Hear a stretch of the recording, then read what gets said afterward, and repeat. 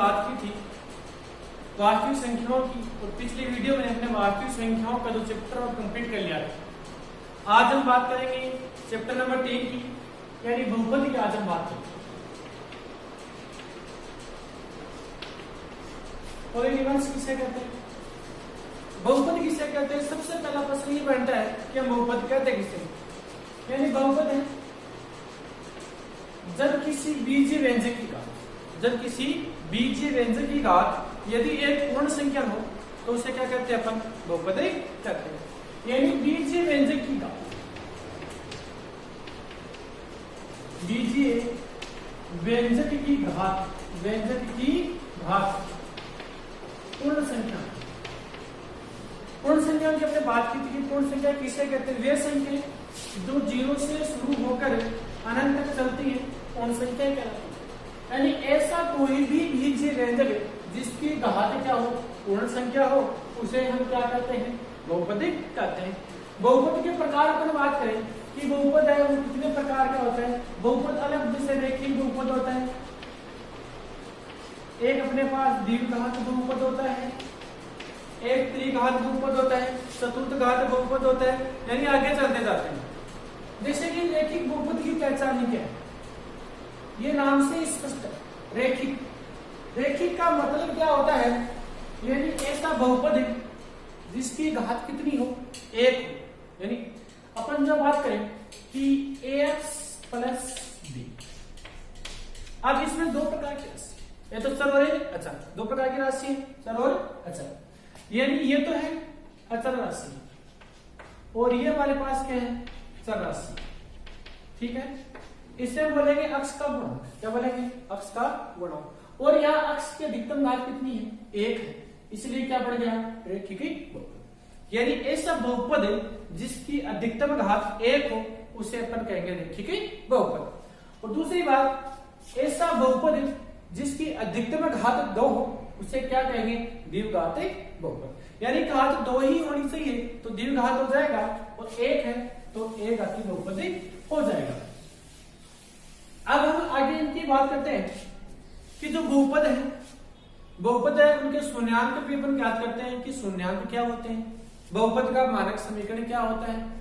तो अपन सबसे पहले बात करते हैं समीकरण के मानक रूप की, यानी समीकरण का मानक रूप। मानक किसी भी समीकरण का मानक रूप ax square plus bx plus c बराबर ये कोई भी समीकरण है वो हमेशा घटती हुई घात के रूप में लिखा जाता है। सबसे बड़ी घात सबसे पहले आती है, बाद में उससे छोटी, बाद में उससे छोटी, तो सबके लास्ट में आती है। यदि अचर संख्या हो तो सबके लास्ट में लेते हैं। इसी प्रकार हम ज्ञात करें कि द्विघात बहुपद क्या होता है, कि द्विघात बहुपद या द्विघात समीकरण। देखो द्विघात समीकरण क्या होता है, जो होता है ax square plus bx plus c बराबर 0, a is not equal to. अभी प्रश्न ही बनता है, प्लस सर ये समीकरण का मानक रूप है, ये द्विघात समीकरण, पर इनमें अंतर क्या है, between difference is standard form of equation and quadratic equation. यानी द्विघात समीकरण और मानक समीकरण का उसमें अंतर है। देखो यहां ये सब जुड़ी हुई है, a is not equal to 0, इसका मतलब क्या होता है कि a का मान कभी भी 0 नहीं हो सकता। क्यों नहीं हो सकता, यदि अपन यहाँ a है, x करिए, यदि अपन इसका मान 0 रख दें तो जाएगा 0 into x square plus bx plus c, तो ये तो 0 हो गया, तो ये बन गया bx प्लस। द्विघात थोड़ी बन गया, द्विघात समीकरण नहीं बन। द्विघात के लिए घात 2 होनी जरूरी है, इसलिए ये शर्त यहाँ जुड़ गई। द्विघात समीकरण के अंदर ये शर्त आपको जोड़ना जरूरी है। यदि ये शर्त नहीं जोड़ेंगे तो यहाँ a की वैल्यू अपन कुछ भी पुट कर सकते हैं, और जैसे ही हम a की वैल्यू यहाँ 0 पर रखेंगे तो इसका मान क्या हो जाएगा, 0 हो जाएगा। इस कारण के लिए द्विघात समीकरण नहीं बचेगा, ठीक है। इसलिए ये तो समीकरण का मानक रूप होता है और ये द्विघाती समीकरण होती है। द्विघात समीकरण में a का मान कभी भी 0 नहीं हो सकता। तो ठीक है, आगे हम बात करते हैं कि समीकरण के शून्यांक की बात करते हैं। समीकरण के शून्यांक,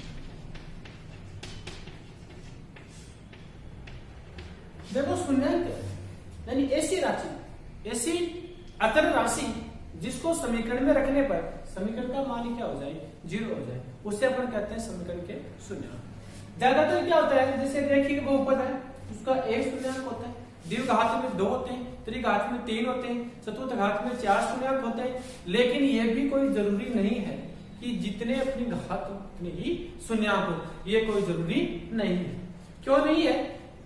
ज्यादातर यही कहते हैं कि जितनी घात होती है उतने शून्यांक होते हैं, लेकिन ये बात 100% पूर्णतः सत्य नहीं है कि जितने शून्यांक हो उतनी घात हो, कोई जरूरी नहीं है। ठीक है, तो शून्यांक होते हैं यानी वह अचर राशि जिसका मान समीकरण में रखने पर समीकरण का मान क्या हो जाता है, 0 हो जाता है, उसे हम कहते हैं समीकरण का शून्यांक कहते हैं। शून्यांक अपन इसका योग ज्ञात करते हैं, तो योग का मतलब क्या होता है, जोड़, यानी अल्फा प्लस बीटा। माना पहला शून्यांक अल्फा, दूसरा शून्यांक है बीटा, ये तो हो गया इनका योग। इनकी जब सत्यता की जांच की जाती है तो अपन सूत्र का हम भी लेते हैं, जैसे अपना समीकरण होता है ax² plus bx plus c equal to 0।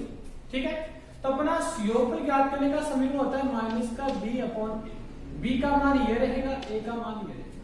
ठीक है, हिंदी में सूत्र पढ़ाना चाहिए तो माइनस b क्या है, अक्ष का गुणांक, तो माइनस अक्ष का गुणांक अपॉन अक्ष स्क्वायर का गुणा। अपन बात करते हैं गुणनफल की, यानी शून्यांकों का जो गुणनफल है वो क्या होता है, ये होता है अल्फा गुणा बीटा। गुणनफल गुणा कर दिया, सत्यता की हम जांच करेंगे तो सूत्र आएगा c बटा a। c यहाँ क्या है, अचर राशि, और a क्या है, अक्ष स्क्वायर का गुणांक। ओके, ये समझ में आया, शून्यांक योग ज्ञात करना और गुणनफल ज्ञात करना। समीकरण का मानक रूप ये होता है, दीर्घात रूप ले तो a = इक्वल 0, यानी अपन जो ही चैप्टर पढ़ेंगे चैप्टर के अनुसार अपन चलते रहेंगे। दूसरी बात, मैं आप एक बात बताता हूं, यदि आपको बीजगणित के अंदर कोई भी बहुपद के शून्यांक ज्ञात करने हैं, आपको गुणनखंड ज्ञात करने हैं, तो आपको 3 बातें याद रखनी। इन 3 बातों के अलावा किसी भी प्रश्न में कोई बात याद नहीं रखनी। कौन कौन सी? सबसे पहले हम बात करते हैं कि उभयनिष्ठ। पहली बात है उभयनिष्ठ। दूसरी यहां से बात आएगी, वो आएगी गुणनखंड की, और तीसरी बात यहां से आएगी सूत्र की। ठीक है, आपके पास बीजगणित का कोई भी प्रश्न हो, ठीक है, अपन बात करते हैं उभयनिष्ठ, गुणनखंड और सूत्र। इन 3 स्टेप के आसपास ही आपका सारा का सारा क्वेश्चन बनेगा। कैसे? सबसे पहले दिए गए समीकरण में आपको उभयनिष्ठ देखना है, यानी कॉमन देखना है।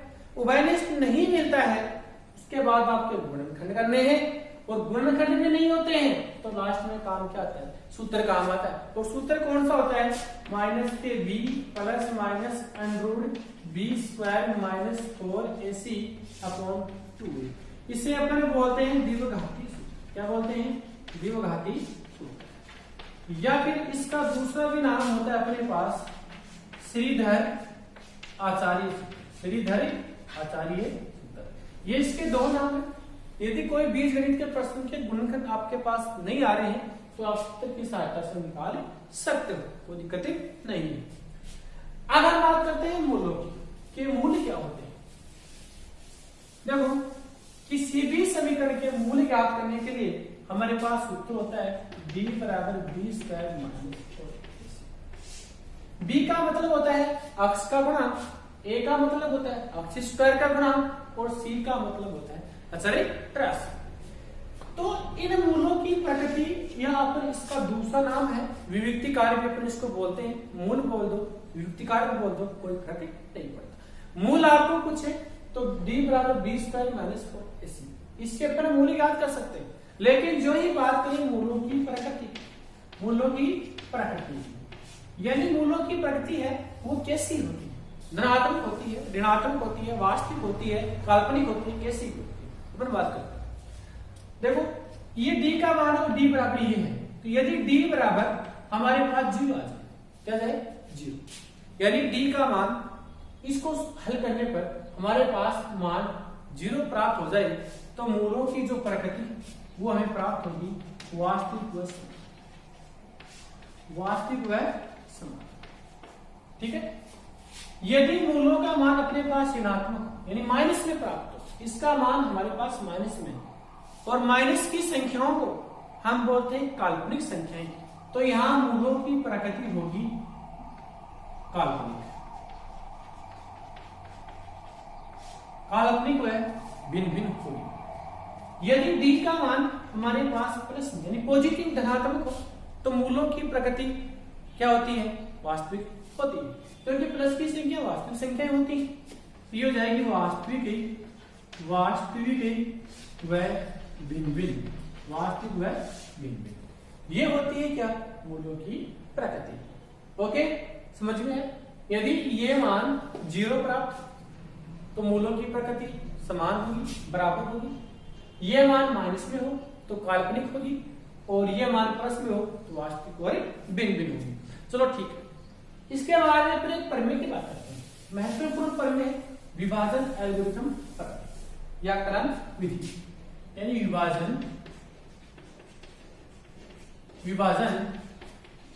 एल्गोरिथम प्रमेय। ठीक है, मैं आपको हिंदी में समझाता हूं इसको। इसका मतलब क्या होता है कि भाज्य बराबर भाजक गुणा भागफल प्लस शेष। ठीक है, यानी इसको लिखेंगे एफ एक्स बराबर जी एक्स गुणा Q X plus R. Q और आर का मान 0 हो सकता है। ठीक है, क्यू और आर का मान क्या हो सकता है? 0 हो सकता है। ये होती है विभाजन एल्गोरिथम प्रमेय। इसको हम भाग विधि भी बोलते हैं या और अपने इसको कलन विधि भी बोलते हैं। इसकी सहायता से करते हैं।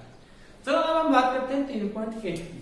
कि 3.1 जो प्रश्नावली है उसके अपन पहले प्रश्न की बात करते हैं। तो 3.1 में आपको ये दिया हुआ है कि निम्न प्रश्नों के शून्यांक ज्ञात कीजिए और गुणनफल योगफल ज्ञात करके सत्यता की जांच कीजिए। तो सबसे पहला प्रश्न है इसके अंदर कि 4x² प्लस 8x, ये प्रश्न है। इसके शून्यांक ज्ञात करने, उनका योग ज्ञात करना है, उनका गुणनफल ज्ञात करना है, फिर सत्यता की जांच भी आपको करनी है। तो देखो कैसे करते हैं। सबसे पहले आप ये देखो यहां से कि ये बहुपद है, ये द्विघात बहुपद है। कौन सा बहुपद है? द्विघाती बहुपद है। और द्विघात बहुपद में हम क्या करते हैं कि मैंने 3 बातें बताई थी, उभयनिष्ठ, गुणनखंड और लास्ट में क्या लगेगा? सूत्रक। तो अपन सबसे पहले उभयनिष्ठ देखते हैं। तो इस पद में आपके पास उभयनिष्ठ आ रहेगा, 4 का भाग इसमें भी जाएगा, इसमें भी जाएगा। तो 4 यहां से क्या गया? उभयनिष्ठ आ गया। तो सबसे पहले उभयनिष्ठ नहीं लेते हैं, ये आ गया 4x तो उभयनिष्ठ आ गया, या बचेगा x और प्लस क्या बचेगा? 2 = 0। ओके, अब हमारे पास ये गुणनखंड हो गए, x + 2 = 0 और 4x = 0। तो अपन यहां से निकाल देते हैं मान, यानी 4x बराबर क्या हो गया? 0। तो x बराबर क्या आएगा? 0/4। x का मान आ गया 0, यानी एल पे पहला शून्यांक आ गया। क्या गया? पहला शून्यांक। या फिर x का मान x + 2 = 0, ये प्लस इधर आके माइनस, x बराबर माइनस के। ठीक है, ये आगे शून्यांक आ गया ना, ये पहला शून्यांक, दूसरा सब कोई दिक्कत नहीं है। गुणनखंड ज्ञात हो गए थे, शून्यांक ये हमारे पास प्राप्त हो गए।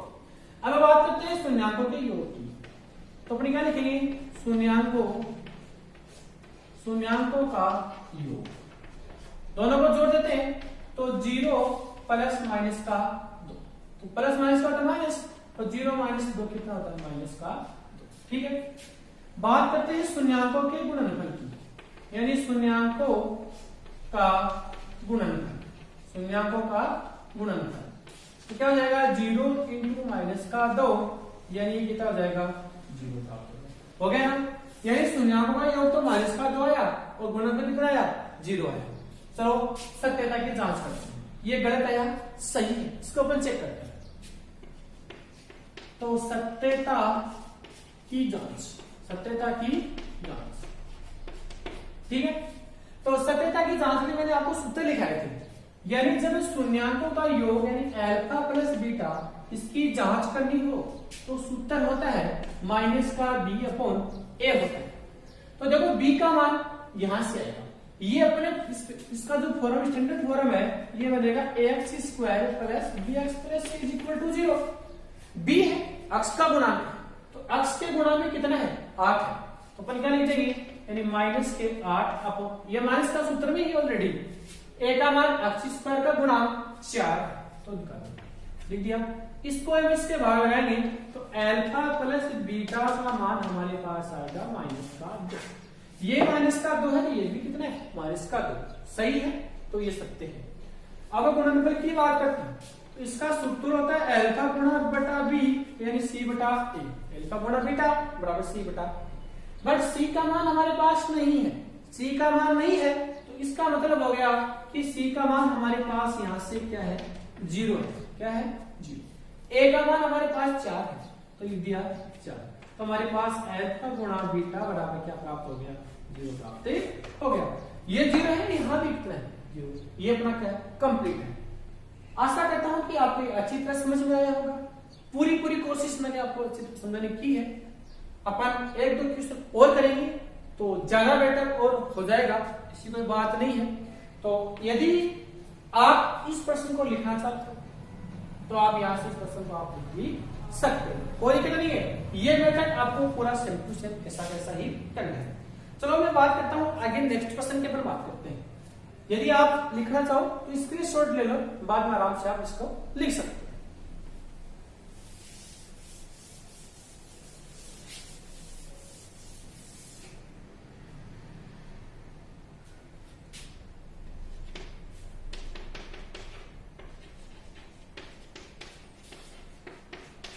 देखो 4x square minus 4x plus 1, ये प्रश्न शून्यांक याद करना है, योग पर याद करना है और सत्यता की जांच भी आपको करनी है। तो कैसे करेंगे देखो, सबसे पहला काम देखो यहां अपन घनिष्ठ लेते हैं, इस पूरे में घनिष्ठ आ रहा है, यानी इसके अंदर आपको कुछ भी घनिष्ठ नहीं आ रहा है। यदि कुछ भी घनिष्ठ नहीं आएगा तो दूसरी स्टेप थी हमारी गुणनखंड की, तो हम गुणनखंड करते हैं, इस 4x स्क्वायर को प्लस 1 से गुणा करते हैं, तो 4x स्क्वायर इज इनटू 1 यानी बढ़ गया 4x प्लस क्या बनेगा, कोई दिक्कत नहीं है।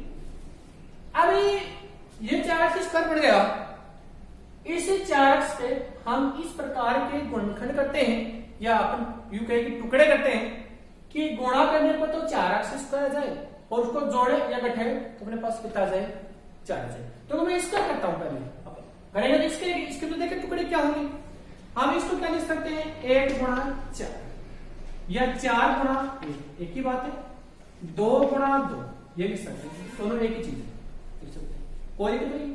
यदि मैं इन दोनों को जोड़ूं तो 4 में कितना होता है 5 होता है, लेकिन यहां नहीं तो ये तो नहीं हो सकता। 4 में से 1 गया तो 3 बचता है, ये भी नहीं हो सकता, कोई दिक्कत। बच गया कौन सा 2 गुणा 2 दूनी 4 होता है, कन्फर्म है। लेकिन मैं दोनों को जोड़ूं, ये भी प्लस का ये भी प्लस का करूं तो 2 दूनी कितना होता है 4, प्लस का तो जाएगा, लेकिन जोड़ूंगा तो प्लस के 4 आएंगे और यहां माइनस के 4। यदि मैं ऐसा कर दूं, इसके भी माइनस लगा दूं और इसके भी माइनस लगा दूं और माइनस माइनस का जाएगा प्लस और 2 दूनी 4 और जब इनको जोड़ूंगा तो माइनस का 4 आ जाएगा, तो लिख देंगे। बस यही आपको करना है, ठीक है। तो देखो ये हो जाएगा क्या 4x square minus 2x minus 2x plus, देखो 2 तो कितने हो गए माइनस के 4 प्राप्त हो गया, 2 से 2 को गुणा करेंगे प्लस के 4 हो गए। अब यहां से देखो अब इस संख्या के टुकड़े करे ना, है नहीं है, इस संख्या के अपने क्या किए टुकड़े किए।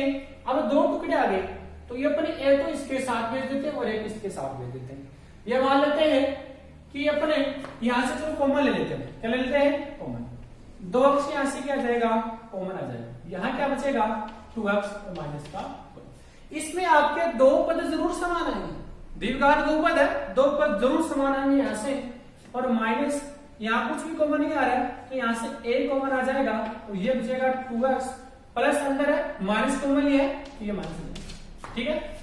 1 2 कॉमन आ गए, जो कॉमन 2 जरूर यहां से घनिष्ठ आएंगे, दीर्घघात समीकरण 2 में से 1 लिख लेंगे, लेकिन यहां तो तीनों घनिष्ठ है तो 2 लिख लेंगे, 2x माइनस 1 और 2x माइनस 8, ठीक है। इज इक्वल टू बराबर 0 चला जाएगा। अब ये हो जाएगा 2x minus 1 is equal to 0, ये माइनस कर दे के प्लस का, और ये गुणा में तो का भाग में, x बराबर 1 अपॉन। ओके, इसी प्रकार ये हो जाएगा 2x माइनस 1 बराबर 0, और 2x बराबर 1 और x बराबर 1 अपॉन 8। यहां तक आपको समझ में आ गया होगा। अब हमें क्या करना है, शून्यकों का योग, गुणनफल और सत्यता की जांच। शून्यकों का योग यानी अल्फा प्लस बीटा, योगफल अपन क्या करते हैं, तो योगफल दोनों को जोड़ देंगे, 1/2 और 1/2, तो यानी आधा हो रहा था कितना होता है, 1 होता है, तो अल्फा प्लस बीटा का मान हमारे पास कितना आ गया, 1 आ गया। ठीक है, गुणनफल की बात करते हैं, तो अल्फा गुणा बीटा बराबर 1/2 गुणा 1/2, तो अल्फा गुणा बीटा बराबर 1/4। ओके, अब हम बात करते हैं सत्यता की जांच की। तो सत्यता की जांच की हम बात करते हैं, सत्यता की जांच। ठीक है, तो देखो अल्फा प्लस बीटा माइनस का b बटा c, यही होता है। b का मान 4 है, माइनस का 4 है, माइनस का 4 माइनस कर जाएगा प्लस, तो अल्फा प्लस बीटा बराबर 4/4, तो कितना आ गया इसका मान, 1 आ गया। ये भी है और ये भी है। आगे गुणनफल की बात करते हैं, तो c बटा a होता है, c का मान यहां से 1 है, a का मान कितना है, 4 है, 1/4। ठीक है दोस्तों, यदि आप लिखना चाहो तो स्क्रीनशॉट ले सकते हो। आगे का जो नेक्स्ट क्वेश्चन है आपको घर पे ट्राई करनी है, कोशिश करनी है। यदि फिर भी आपको नहीं आए तो अपने नेक्स्ट वीडियो में सभी प्रश्नों का हम यहाँ